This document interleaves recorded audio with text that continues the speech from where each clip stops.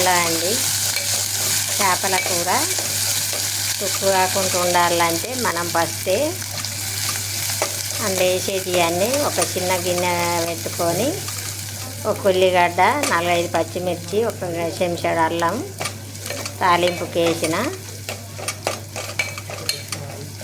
చేపల కూర తుక్కు కావద్దంటే ఫస్ట్ ఇట్లా తయారు చేసి పెట్టుకోవాలి.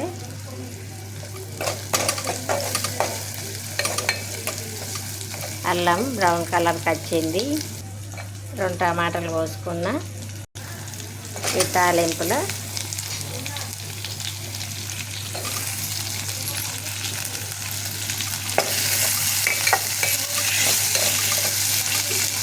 గుజ్జు తయారు చేసి పక్కకు పెట్టుకొని చేపలు వేరే దాంట్లో నూనెలో ఫ్రై అయినాక వేస్తే చాలా టేస్ట్ ఉంటుంది.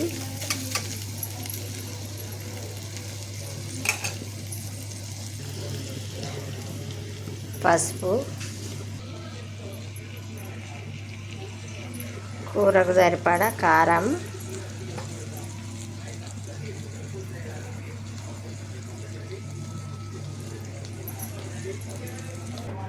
చిన్న నిమ్మకాయ సైజు చింతపండు నానబెట్టిన,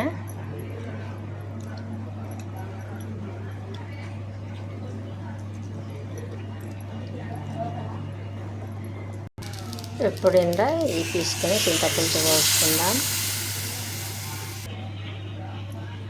ఒక చిన్న ఉల్లిగడ్డ, 1/2 చెంచా మెంతులు, 1/2 చెంచా జీలకర్ర, ఒక 5 లవంగాలు, చిన్న దాల్చిన చెక్క ముక్క, చిన్న జాపత్రి ముక్క, 5 ఇలాచీలు మొత్తం మిక్సీ పట్టుకున్న, నూనెలో వేంపి మిక్సీ పట్టిన. ఇప్పుడు ఈ పేస్టు ఇలా పోద్దాం.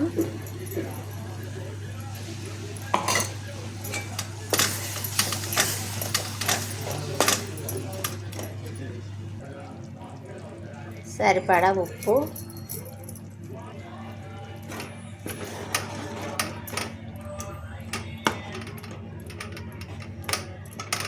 ఇప్పుడు అందులో వేసే చేపల కూరలు వేసే మసాలాలు ఉప్పు కారం అంతా వేసి తయారు చేసుకున్న గుజ్జు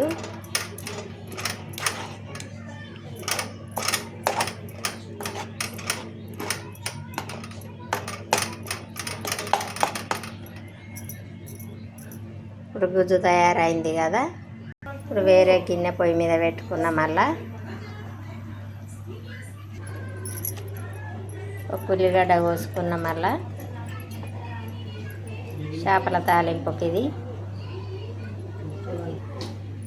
చేపలు కిలో,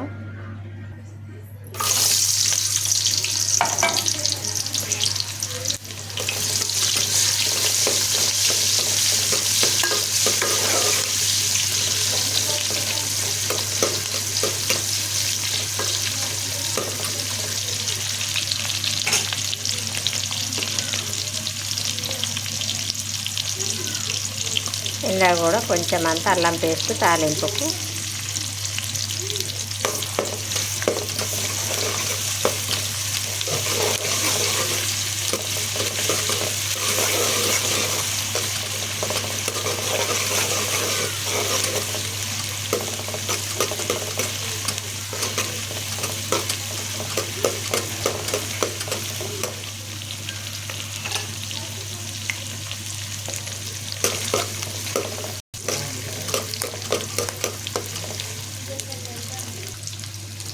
ఇప్పుడు మెల్లగా చేప పీసులు వేద్దాం.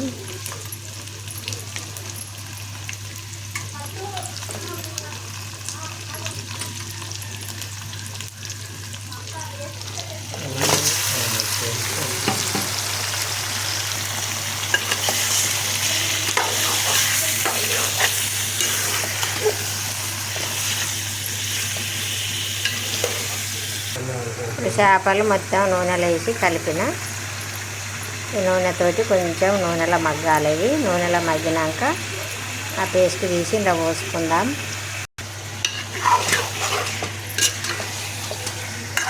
మళ్ళీ ఒక్కసారి మీద వేసుకోవాలి.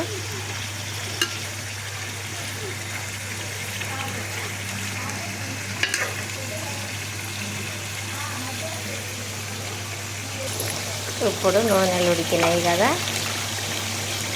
మనం ఫస్ట్ తయారు చేసుకున్న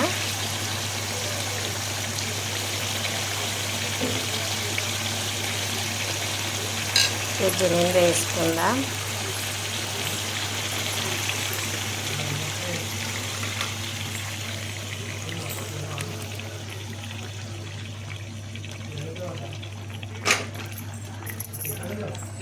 ఇట్లా వండితే చేప తుక్కు కాకుండా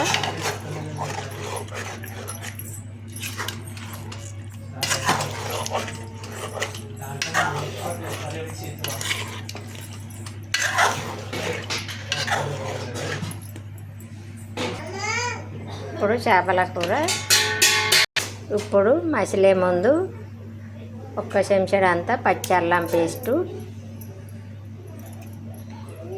ఇట్లాంటి చూడండి ఒకసారి ఎంత టేస్ట్ ఉంటుందో. ముక్క కూడా ఒక్కటి కూడా తుక్కు కాదు.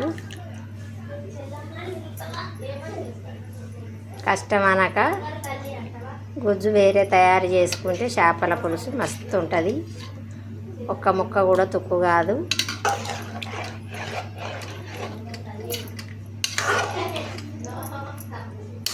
ఇప్పుడు కొంచెం సేపు ఉడికేదాకా మూత పెట్టుకుందాం.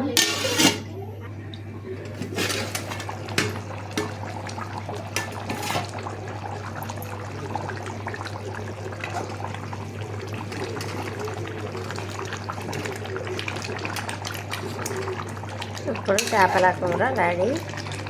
కొంచెం కొత్తిమీర వేసి స్టవ్ ఆఫ్ చేసుకుందాం.